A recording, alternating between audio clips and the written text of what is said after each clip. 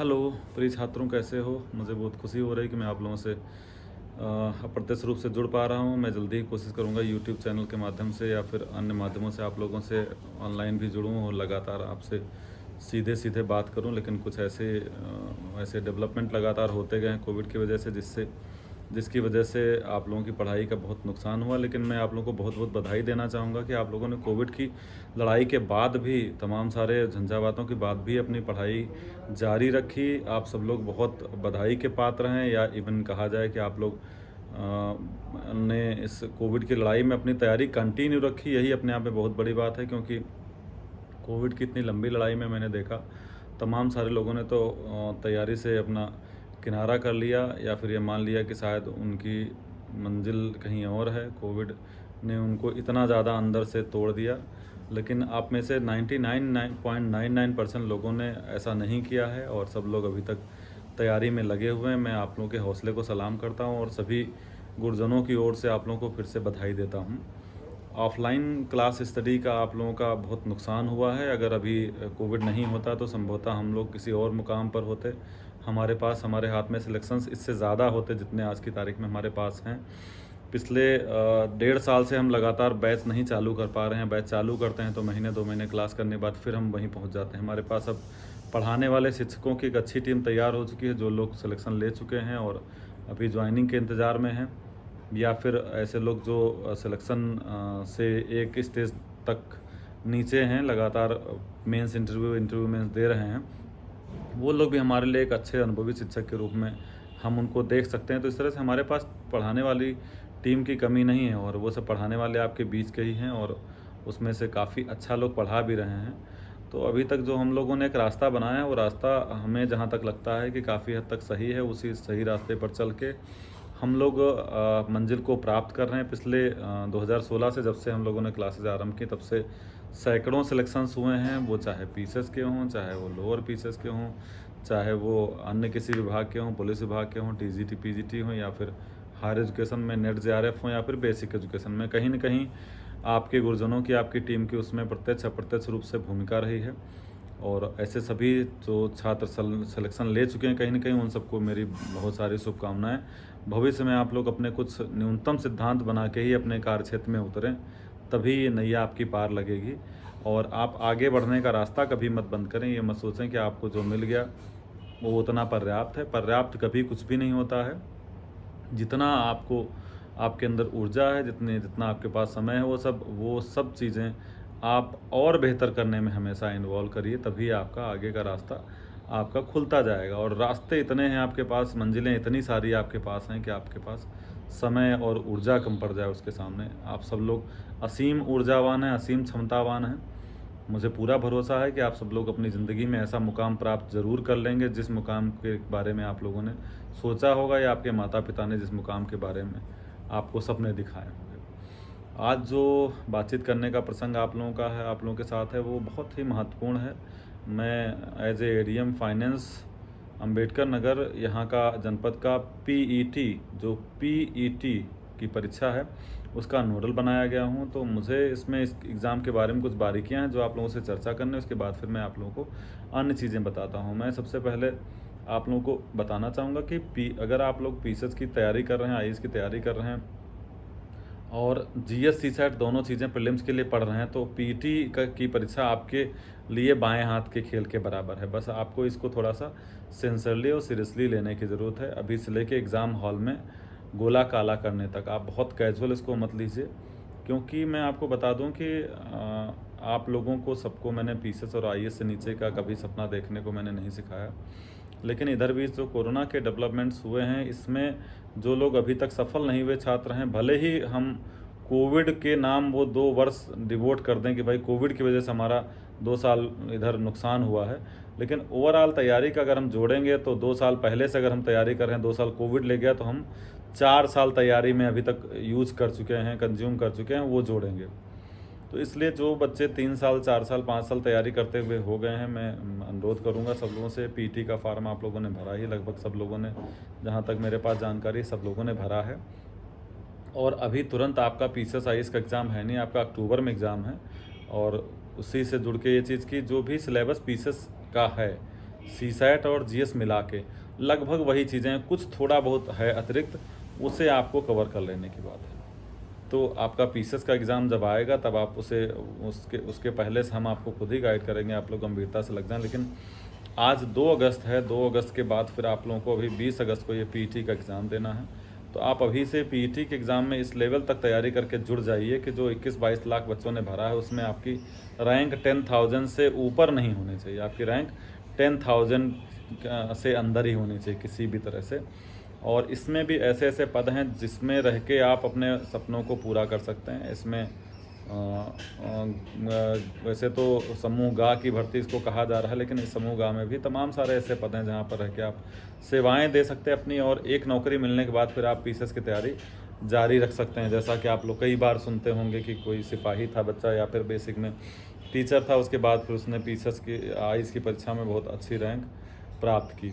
तो ये भले नौकरी अभी आपको छोटी लग रही हो, लेकिन आपकी तैयारी को एक दिशा देने के लिए, आपको स्वयं को एक दिशा देने के लिए एक रास्ते में एक कह सकते हैं एक रास्ते के लिए आपके एक मैं शब्द नहीं ढूंढ पा रहा हूँ। बस मेरा कहना है कि आपके लिए आपकी जो मंजिल है वो पीसीएस आईएएस ही है, लेकिन ये आपका रास्ते में अगर ऐसी कोई चीज़ मिल जाती है, छोटी मंजिल मिल जाती है, तो आपका थोड़ा सा आसान हो जाएगा, थोड़ा सा कॉन्फिडेंस लेवल भी आपका बढ़ेगा। अगर आपने अपने मेहनत से क्वालिफाई कोई भी एग्ज़ाम किया है तो जाहिर सी बात है कि वो आत्मविश्वास में आपकी इजाफा करेगा, और उसके साथ साथ ही आपको फाइनेंशियल सपोर्ट भी मिल जाएगी, और थोड़ा सा आपको एक दिशा मिलेगी कि आप जिस दिशा में तैयारी कर रहे हैं वो तैयारी की दिशा आपकी सही है। तो मेरा आप लोगों से अनुरोध है कि पीईटी के एग्ज़ाम को कैजुअल ना लें। भले आप पीसीएस आईएएस के लिए बहुत सिंसियरली तैयारी कर रहे हैं, परंतु अगले 15-20 दिन जो भी आपके पास बचे हैं, 16-17 दिन, वो इस पीईटी की तैयारी को फुली डिवोट कर दीजिए, और आपका पूरा समर्पण होना चाहिए कि 20 अगस्त वाली परीक्षा को हम 100% मेहनत से देंगे, और उसमें कोई भी किसी भी तरह की कोई कमी नहीं आने देंगे, और हम टॉप 10,000 बच्चों के अंदर ही अपनी रैंक लाएंगे। मतलब आपकी रैंक 10,000 से अंदर होगी तभी आपके पास आगे के चांसेस होंगे। मैं अब ये जो मैं 10,000 की रैंक लाने के लिए बता रहा हूँ वो उसका मैं गणित आप लोगों को समझाता हूँ। इसमें नोडल अधिकारी के रूप में मैंने उच्च स्तरीय बैठकों में भी प्रतिभाग किया, तो उसमें ये बताया गया कि लगभग 21-22 लाख बच्चों ने इसमें फॉर्म भरा है, जिनको सभी को 75 ज़िलों में सेंटर बनाए गए हैं, उसमें एग्ज़ाम देना है। और सभी बच्चों को जो उन्होंने एड्रेस दिया उसके नज़दीकी जनपद का ही सेंटर अलाट किया जाएगा। आपको ज़्यादा दूर नहीं तय करना पड़ेगा। संभवतः आप लोग अगर अलीगढ़ के रहने वाले हैं या सहारनपुर के रहने वाले हैं तो आपका नियर बाई डिस्ट्रिक्ट जो होगा वहाँ पर आपको सेंटर दिया जाएगा। अब इसमें अलग अलग पदों पे जैसे लेखपाल, कानगो, सेक्रेटरी और तमाम सारे अन्य विभाग जहाँ पर क्लरिकल ग्रेड की या फिर और फील्ड कर्मचारी की नौकरियाँ हैं, उन सभी पदों को इसी नौकरी के थ्रू भरा जाना है। तो ये पीईटी जैसे आप पीसीएस का प्री देने जाते हैं, वैसे ही उन सभी परीक्षाओं के लिए प्री परीक्षा की तरह उसको ट्रीट किया जाएगा। मतलब जब आप इसको क्वालिफाई कर लेंगे तभी अन्य विभागों की जो परीक्षा होगी उसमें आप बैठ पाएंगे। अब इसमें कमीशन ने तैयारी क्या की है कि आप लोगों ने जो फॉर्म भरा है वो फॉर्म का डिटेल उसने साइट पर अपनी डाल रखा है, अपनी साइट पे। जब आप पीटी की परीक्षा दे के आएंगे तो जो पीटी की परीक्षा में जो भी आपका स्कोर होगा, जो भी आप अंक लाएंगे, ठीक है, इसमें क्वालिफाइंग कुछ भी नहीं बनाया गया है। 21 लाख बच्चे दे रहे हैं, तो सब अगर एग्ज़ाम देने जाते हैं तो सभी बच्चों का जो भी स्कोर उनको प्राप्त होगा वो उनका जो फॉर्म भरा गया है, मतलब उनके बेसिक डिटेल जो पोर्टल पे हैं वहीं पर अंकित कर दिया जाएगा। मतलब आपका अंक और आपकी रैंक जो 21 लाख बच्चों में आएगी वो वहाँ पर अंकित कर दी जाएगी। उसके बाद फिर जितने भी विभागों ने अधियाचन भेजा हुआ है लोक सेवा आयोग को, यूपी को परीक्षा कराने के लिए, तो वो उस विभाग का फॉर्म अलग से निकाला जाएगा। जैसे मैं एक उदाहरण समझाता हूँ कि लेखपालों की 10,500 अधियाचन भेजा गया सब जनपदों का मिला के, तो 10,500 लेखपालों की भर्ती के लिए जब अलग से फॉर्म निकाला जाएगा तो उसमें जो ये आपकी पीटी की परीक्षा दिए हुए सारे छात्र हैं, उन्हीं में से ऐसे ऊपर से ऐसे छात्र, मतलब ऊपर की रैंक के ऐसे छात्र जो संख्या मेंस परीक्षा में इनवाइट करनी है उतनी संख्या ही बुलाई जाएगी। जैसे 10,500 लेखपालों की भर्ती होनी है तो मुख्य परीक्षा में उस 15 गुना जैसे लोगों को बुलाया जाता है, 15 गुना लोगों को बुलाया जाता है, तो 15 गुना उसका आप जोड़ लीजिए, लगभग 1,60,70,000 के आसपास बैठेगा जाके। तो केवल 1,60,000 70,000 जो भी बच्चे हैं ऊपर से रैंक वाले, मतलब पीटी में ऊपर से 1,60,000 70,000 रैंक अगर आपकी है तो ही आप लेखपाल की परीक्षा में फॉर्म भर पाएंगे।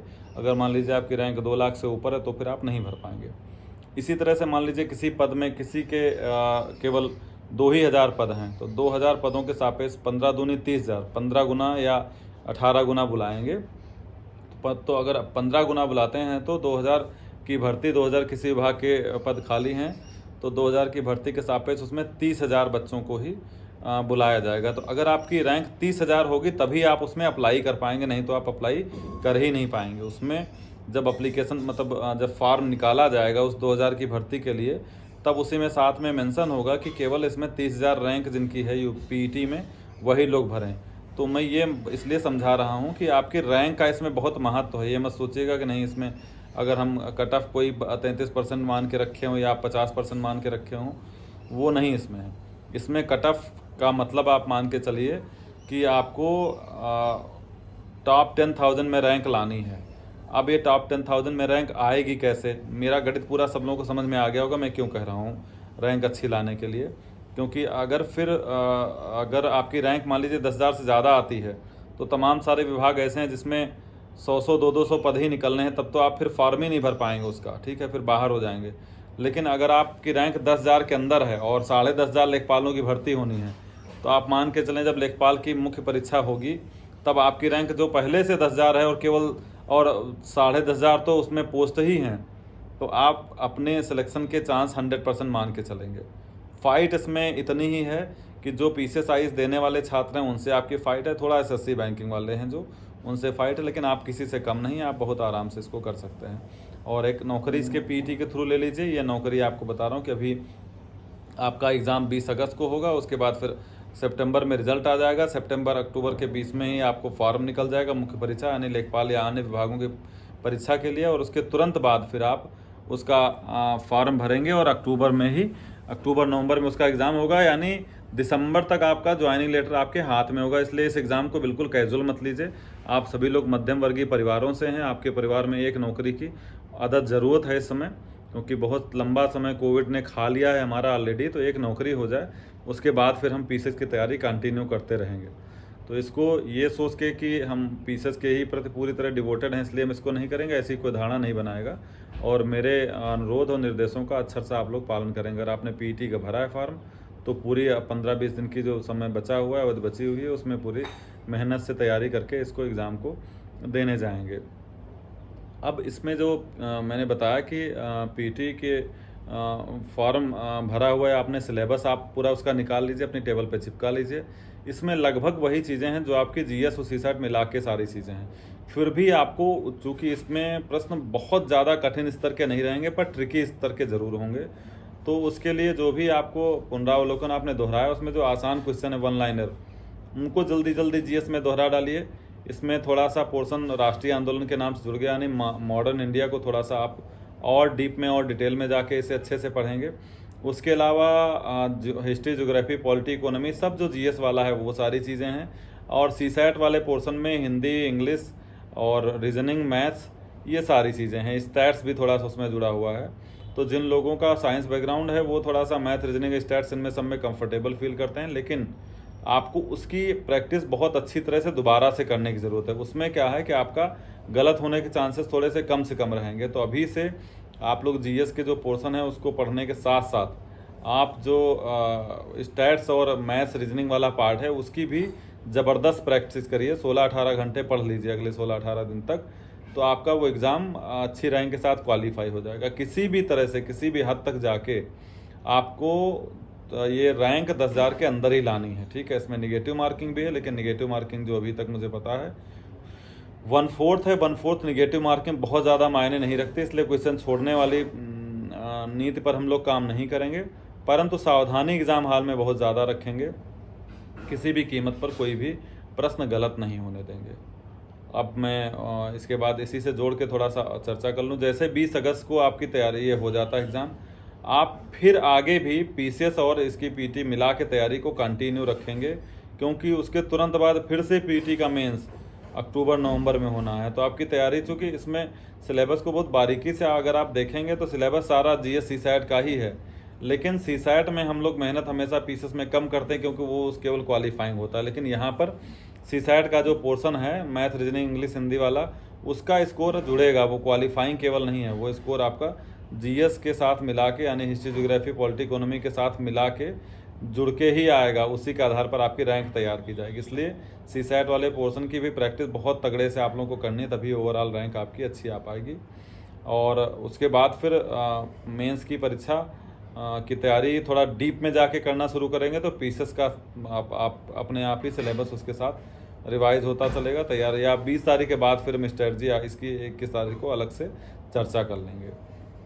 अब मैं फिर एक बार बता दूं, 20 तारीख वाले एग्ज़ाम को चाहे आप इंटरव्यू भले ही दिए हों पीसेस का, पर उसको कैजुअल नहीं लेना। एक नौकरी मिल जाएगी तो आपका कॉन्फिडेंस उससे बढ़ जाएगा, आप भले ना उसको बाद में ज्वाइन करिएगा, ठीक है। या पीईटी की अच्छी रैंक आ जाएगी, वो आपका कॉन्फिडेंस लेवल बढ़ाने में बहुत योगदान करेगी। मेरा खुद का अपना कॉन्फिडेंस लेवल, जो पहली कम्पिटिटिव एग्ज़ाम मैंने जो हमारे यहाँ कैंपस सिलेक्शन के लिए एक प्राइवेट फार्मा कंपनी आई थी, उसने एग्ज़ाम लिया था, उसमें 50 में से मेरे 42 क्वेश्चन सही थे, और उसके बाद फिर जो सबसे ज़्यादा सही थे वो 36 क्वेश्चन सही थे। तो मुझे उसी जो वो बहुत छोटी परीक्षा थी, एक फार्मा कंपनी का एग्ज़ाम था, जो हमारे क्लासरूम में बैठ के एक टेस्ट की तरह, जैसा हम आपका टेस्ट लेते हैं उस तरह से एग्ज़ाम लिया गया था। लेकिन वो मुझे आज तक याद है कि उस एग्ज़ाम के बाद ही मुझे लगा कि मैं, मेरे साथ जितने भी छात्र पढ़ रहे हैं उनसे मैं बेहतर कर सकता हूँ, और उसके बाद फिर बेहतर करने का मैंने प्रयास किया, और उससे बहुत ज़्यादा मुझे कॉन्फिडेंस मिला। इसलिए मैं कह रहा हूँ, इस एग्ज़ाम को भी इसको हीन समझते हुए या हल्का समझते हुए